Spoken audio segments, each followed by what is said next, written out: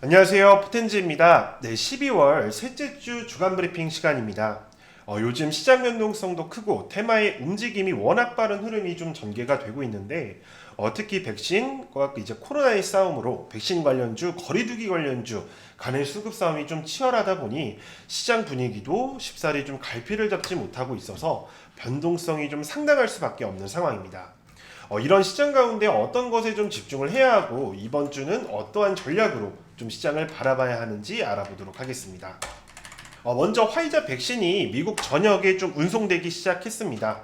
지난주 금요일 FDA 승인 이후 CDC에서도 백신 접종을 좀 권고를 했고 의료직 종사자들 먼저 접종이 시작됩니다. 각종 부작용 사례가 있다는 보도가 좀 끊임없이 나오지만 대부분 알러지 반응에 좀 불과하며 뚜렷이 심각한 부작용은 아직까지 좀 보고가 되지 않았고 애초에 mRNA 백신은 단백질 조합 백신이기에 단백질 관련 계란 알러지가 있는 사람들에게 일어날 수 있는 것이고 아직까지는 큰 문제는 없는 것으로 좀 보입니다. 또한 곧바로 17일에는 모더나의 FDA 승인 관련 투표가 진행되며 동일하게 CDC에서 접종 권고 승인이 나면 바로 미국 전역에 두 가지 게임 체인저 백신이 뿌려지게 됩니다.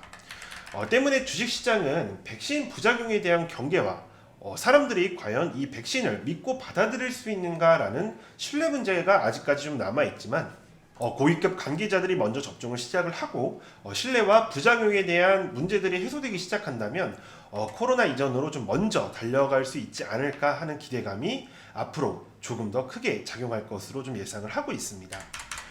특히 2020년이 코로나 관련 수혜로 인한 기술주와 언택트의 좀 가속화가 시작되었다면 2020년이 얼마 남지 않은 시점에서 시장에서 바라보는 2021년은 코로나 종식이 가장 먼저 좀 떠오를 수밖에 없는 시기일 겁니다.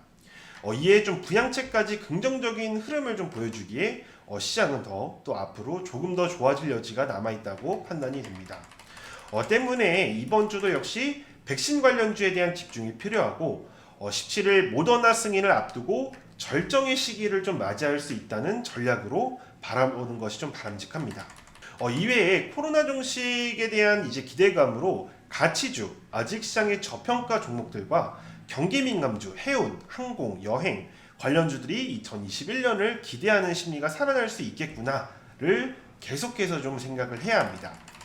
또한 2021년은 기대되는 DDR5 반도체 슈퍼사이클 효과로 반도체 종목들의 기대감은 이미 좀 시작이 되었기에 옥석을 가려서 가져가는 것이 좀 중요하고 다음 주 월요일 이야기지만 테슬라 S&P 500 편입이 다시 한번 2차 전지 시장에 탄력을 불어넣어 줄 것인지 혹은 나스닥 급락으로 이어질지 어느 정도 대비를 좀 해놔야 하는 한 주라고 좀 볼 수 있겠습니다. 이 모든 모멘텀의 시발점은 바로 백신 확보라고 좀 보시면 되겠습니다.